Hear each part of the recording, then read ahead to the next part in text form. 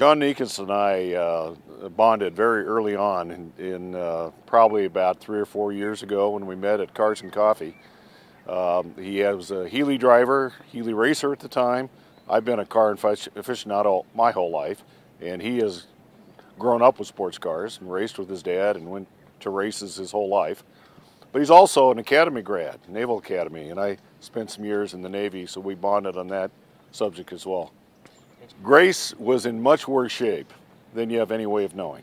The car could barely make it to Ventura for our club event last year in May in Ventura. It had low compression, it was burning oil, it wouldn't start half the time, it was a mess. And it was an old car that had never been restored, the engine anyway. The fact that John could drive that from here to Vegas, let alone all the way across country and back, is amazing. Well, I'll tell you a little bit about when he raced here recently, when he was in the worst of his cancer symptoms.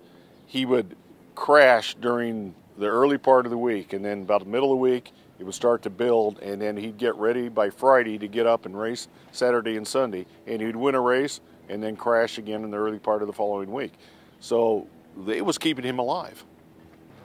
We've lost 2 of our club members within several days of each other due to the dreadful disease, just here in late November, early December. So John's the one probably most able to feel that and understand it and give them the moral support they need. I think what John is doing is a miracle. I told him today, I said, he's 42 years old right now. I think he was put on this earth for this mission that he's doing, stand up to cancer.